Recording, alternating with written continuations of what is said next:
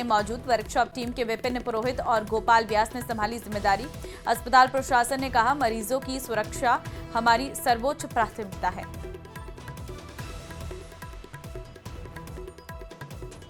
तो देखिए आप किस तरह से जोधपुर में मॉक ड्रिल की गई है। सुरक्षा व्यवस्था को परखने के लिए ये मॉक ड्रिल का आयोजन किया गया, जिसमें जब आग लगेगी तो किस तरह से उस आग पर काबू पाना है, उसकी ट्रेनिंग जो है वो वहां पर मौजूद कर्मचारियों को दी गई है। देखिए यही ट्रेनिंग अगर समय रहते दी जाती तो शायद एसएमएस अस्पताल में इतना बड़ा हादसा नहीं होता। हर अस्पताल में इस तरह से ट्रेनिंग दी जानी चाहिए। मॉक ड्रिल समय समय पर होती रहे ताकि पता चल सके कि क्या ये अग्निशमन के जो यंत्र हैं वो चल रहे हैं या नहीं चल रहे हैं, क्योंकि जब भी अस्पताल में कुछ ऐसा बड़ा हादसा होता है तो इसमें सबसे ज़्यादा नुकसान होता है और सबसे ज़्यादा जिंदगियों की हानि होती है, क्योंकि अस्पताल में लोग हर दिन बड़ी संख्या में पहुंचते हैं और ख़ासतौर पर ग्रामीण अस्पतालों में जब भीड़ बहुत ज़्यादा बढ़ती है तो प्रदेश के सबसे बड़े अस्पतालों की तरफ लोग बढ़ते हैं ताकि उन्हें समुचित इलाज मिल सके। अब ऐसे में यहाँ पर जब इस तरह की बड़ी लापरवाहियाँ होती हैं तो इससे लोगों का भरोसा टूट जाता है। तो मथुरा दास अस्पताल ये है जहाँ पर अग्निशमन यंत्रों की जांच की गई है, सुरक्षा व्यवस्था को परखा गया है और आप तस्वीरों के माध्यम से देख भी सकते हैं कि क्या ये यंत्र काम कर भी रहे हैं या नहीं, इस बात की तस्दीक की गई है। क्योंकि ये सामने आया था कि जब एसएमएस अस्पताल के आईसीयू वार्ड में आग लगी तो वहाँ पर जो मौजूद अग्निशमन यंत्र हैं वो नहीं चल रहे थे, सिस्टम्स नहीं काम कर रहे थे, जिस वजह से जब आग भड़की धुआं फैलता चला गया। चंद्रशेखर संवाददाता फोन लाइन पे हमारे साथ है। चंद्रशेखर, एसएमएस अस्पताल में हुए हादसे के बाद अब मथुरा दास माथुर अस्पताल में अग्निशमन यंत्रों की जांच की जा रही है। देखिए बात करें तो जिस तरह से मथुरा दास माथुर अस्पताल में कुछ समय पहले एक वार्ड में जो शॉर्ट सर्किट होने के बाद जो मशीन में जो आग लगी थी, उसके बाद यह रेगुलर प्रैक्टिस यहाँ पर की जाती है और हर 15 दिन से जो है कहीं ना कहीं मॉक ड्रिल करके इस बात का पता लगाया जाता है कि कोई खामियां तो नहीं है। सबसे बड़ी बात करें तो मथुरा दास माथुर अस्पताल की जो नवीन बिल्डिंग बनी है वो पूरी तरह से तमाम सुविधाओं से युक्त है। वहीं अगर जो पुरानी बिल्डिंग की बात करें तो वहाँ पर फायर सेफ्टी सिस्टम की कमी है, उसको लेकर जो है पत्र भी लिखा गया और मांग की गई है कि तमाम जो फायर सेफ्टी सिस्टम है वो पुरानी बिल्डिंग में भी लगाया जाए। इसके अतिरिक्त अगर जितने भी वायर और केबल्स हैं उनको बदलने की मांग जो है अधीक्षक द्वारा की गई है। और आप देख सकते हैं किस तरह से जो आग लगाकर उस पर जो स्वतः नियंत्रण किस तरह से होता है या किस तरह से जो है बर्जर बसता है, उस तमाम चीजों की जो है वो टेस्टिंग आज शुरू की गई है। और जिस तरह से अगर जो एसएमएस अस्पताल में हादसा हुआ था उसके बाद जो कहीं ना कहीं सजगता हर जगह नजर आ रही है। जी बिल्कुल, बहुत धन्यवाद आपका तमाम जानकारी देने के लिए।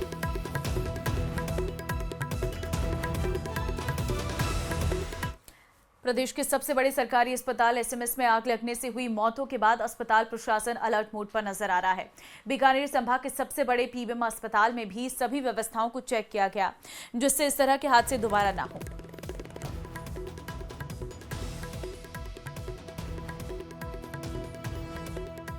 तो बीकानेर के पीबीएम अस्पताल का रियलिटी चेक किया गया।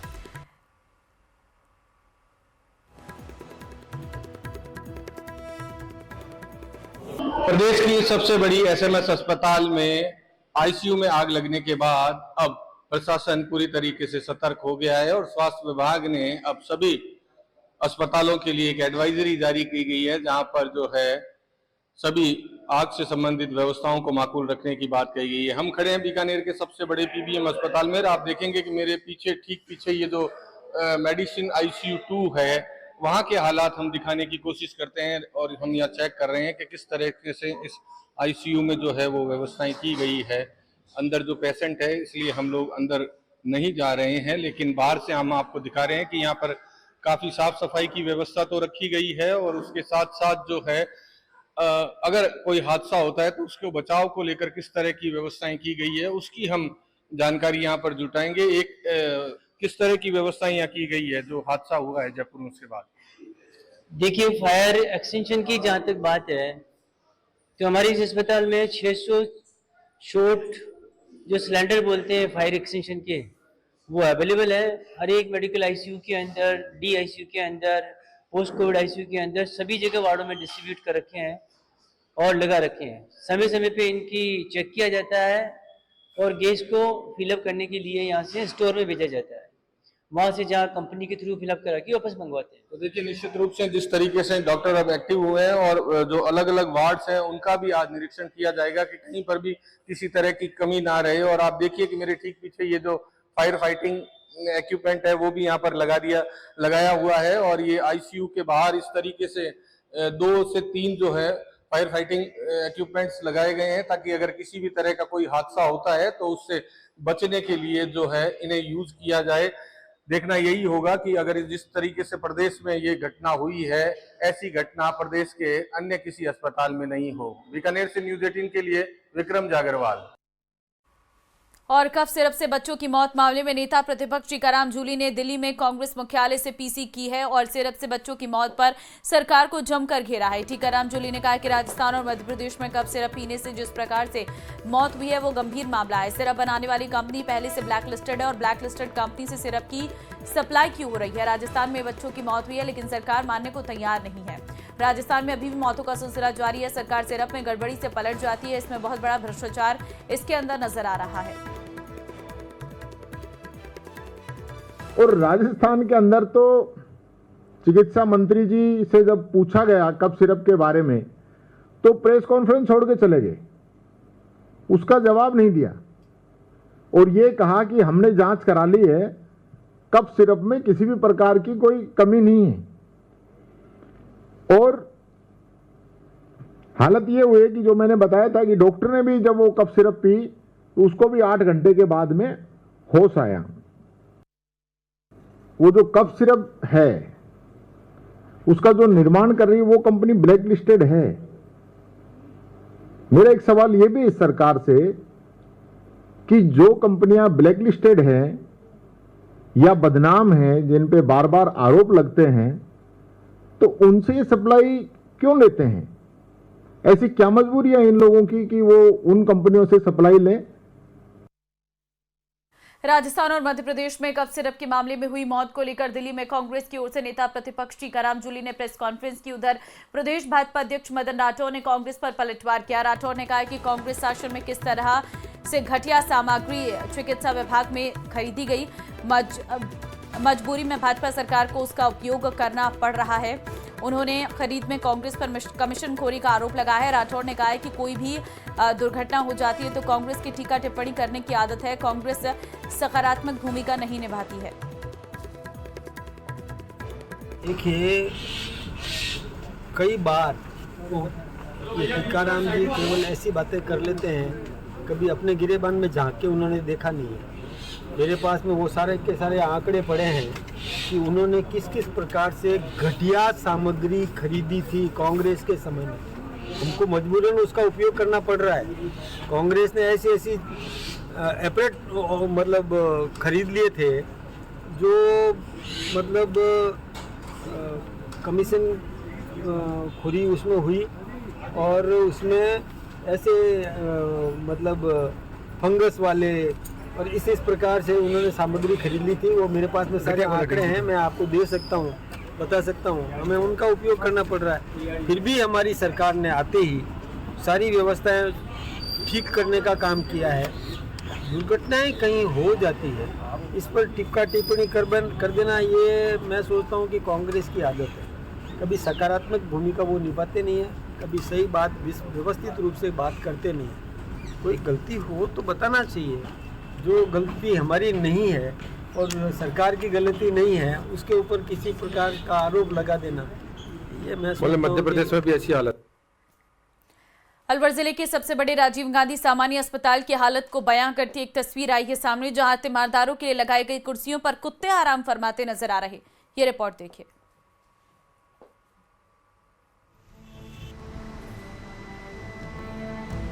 भगाओ इनको। राजीव गांधी अस्पताल बदहाल, अस्पताल को ही इलाज की दरकार। सेंट्रल लैब में कुत्तों का डेरा। यह है जिले के सबसे बड़े राजीव गांधी अस्पताल की सेंट्रल लैब, जहां मरीज और तीमारदार नहीं है बल्कि कुर्सियों पर कुत्तों का डेरा है। मरीजों और तीमारदारों के बैठने के लिए लगाई गई ये कुर्सियां अब कुत्तों का ठिकाना बन गई हैं। अलवर के राजीव गांधी सामान्य अस्पताल की ये तस्वीरें अपने आप में सब कुछ बयां कर रही हैं। इन्हीं कुर्सियों पर मरीज और उनके परिजन भी बैठते हैं। लोग यहाँ इलाज कराने आते हैं, लेकिन अस्पताल में ही संक्रमण का खतरा मंडरा रहा है। यहाँ कोई गार्ड भी नजर नहीं आ रहा और लैब के कर्मचारी ये सब देखकर भी अनदेखा कर रहे हैं। स्थानीय लोगों का कहना है कि कई बार शराबी भी यहां आकर सो जाते हैं। असामाजिक तत्वों के जमावड़े के चलते कई बार यहां मरीजों के मोबाइल फोन चोरी होने की घटनाएं भी सामने आ चुकी हैं। अस्पताल में लोग इलाज के लिए आते हैं, लेकिन ये तस्वीरें देखकर लगता है कि मरीज से पहले तो अस्पताल को ही इलाज की दरकार है। नितिन तिवारी, न्यूज़ 18 राजस्थान, अलवर।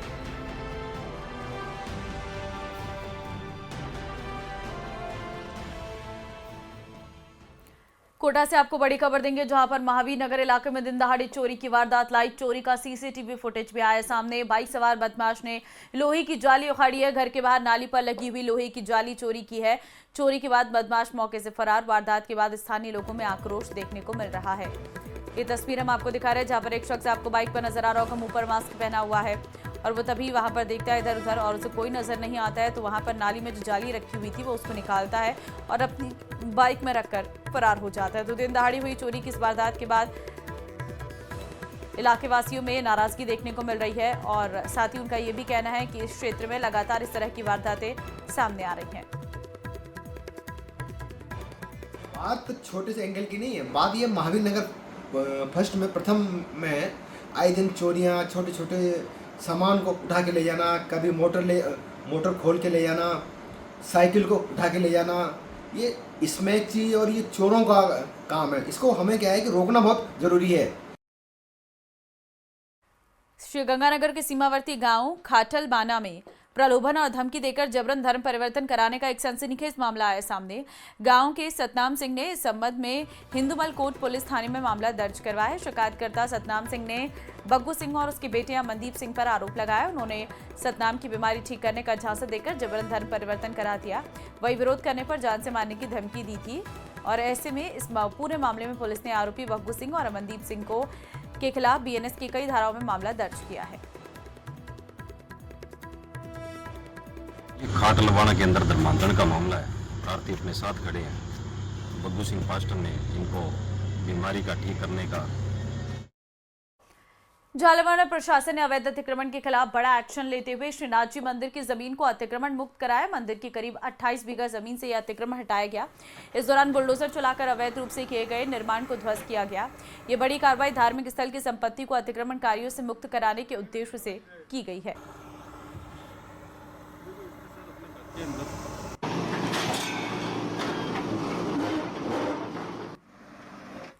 सोने चांदी के दाम हर दिन नए रिकॉर्ड बना रहे हैं। पिछले 6 महीनों में इनके दाम में बेतहाशा बढ़ोतरी हुई है।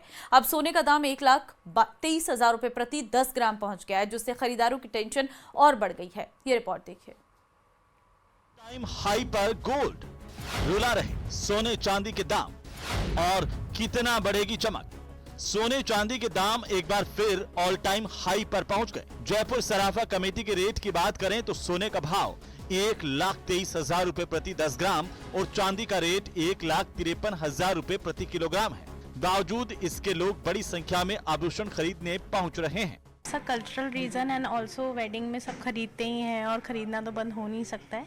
सब अपनी चॉइस के अकॉर्डिंग, अपनी प्रेफरेंस के अकॉर्डिंग खरीदते हैं, बिकॉज वेडिंग एक बहुत बड़ा रीज़न है। मेरे भैया की शादी उसके लिए।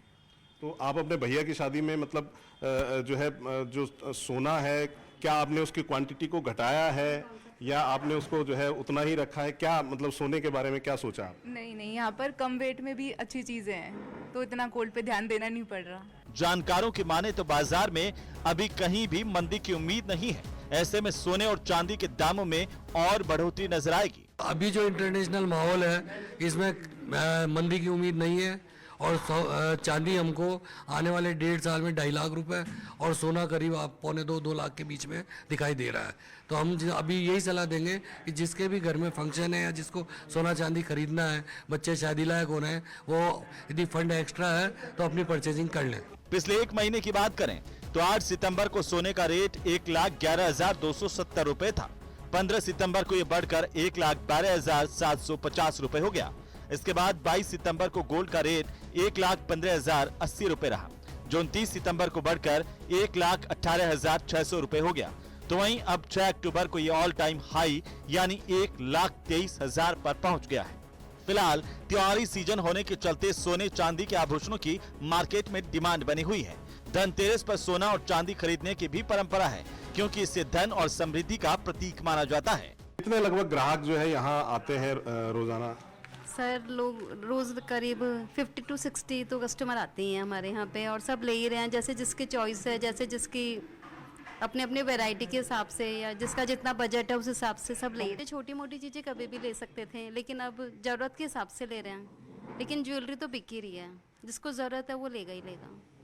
तो यहाँ इन लोगों का कहना है कि ज्वेलरी तो भारत में बिकेगी ही, क्योंकि उसके सांस्कृतिक कारण है। विवाह जो है उसका एक बहुत बड़ा कारण है, उसमें जो है विवाह में ज्वेलरी दिया जाना एक बहुत बड़ा इसका कल्चरल वैल्यू है।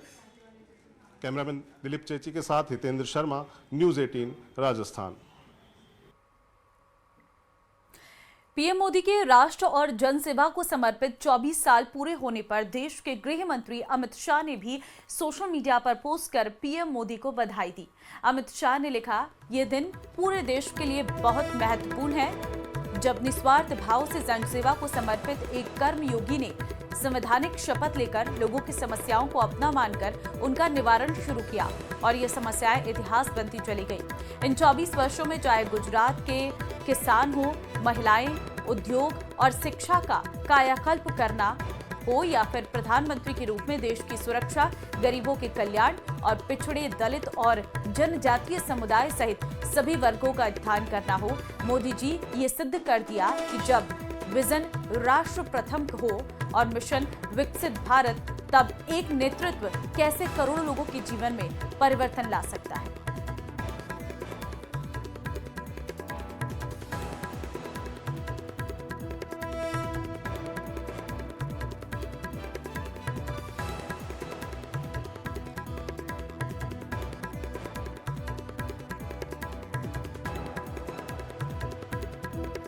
बढ़ते आगे, मुख्यमंत्री भजनलाल शर्मा और केंद्रीय जल शक्ति मंत्री सीआर पाटिल के 11 अक्टूबर को प्रस्तावित दौरे को लेकर कस्बे में तैयारियां जोर शोरों से हैं।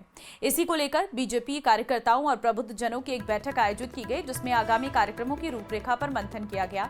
बैठक में मौजूद बीजेपी राष्ट्रीय परिषद के सदस्य विशंभर पुनिया ने बताया कि मुख्यमंत्री भजनलाल शर्मा शेखावाटी क्षेत्र के जल संकट को समाप्त करने की दिशा में एक ऐतिहासिक कदम उठा रहे हैं। पुनिया ने यह भी कहा है कि झुंझुनू समेत पूरा शेखावाटी इलाका लंबे समय से पानी की गंभीर समस्या से जूझ रहा। मुख्यमंत्री ने यमुना के पानी को शेखावाटी तक लाने की जो भागीरथ पहल शुरू की है, वो इस क्षेत्र के लिए मील का पत्थर साबित होगी।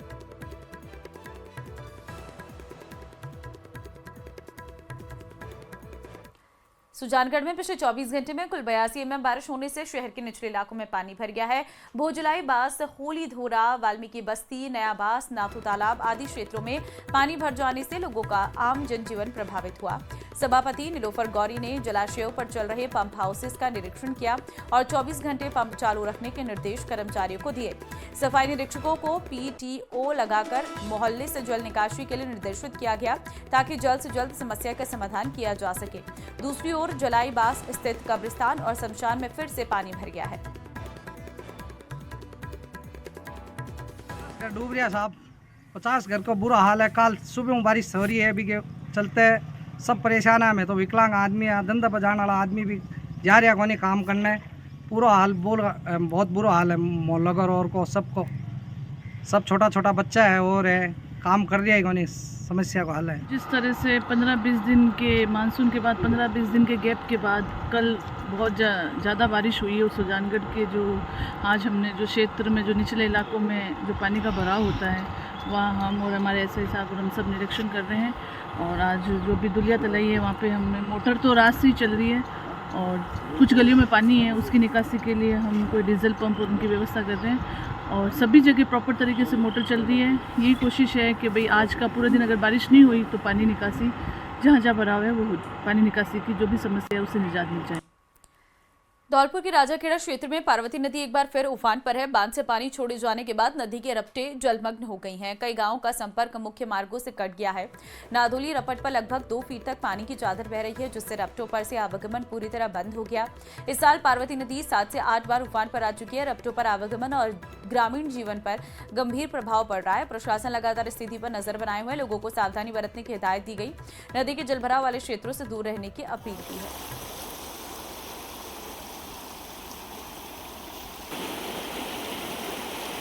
मैं जा रहा था गनेदी, इस चक्कर में बाल फाल बनवाने के लिए, तो ये पानी रपट पर आ गया है, तो मैं लौट के जा रहा हूँ घर पे। ये पानी का भाव ज़्यादा तेज है, इस चक्कर में 7-8 को तो आ चुकी है। ये इस चक्कर में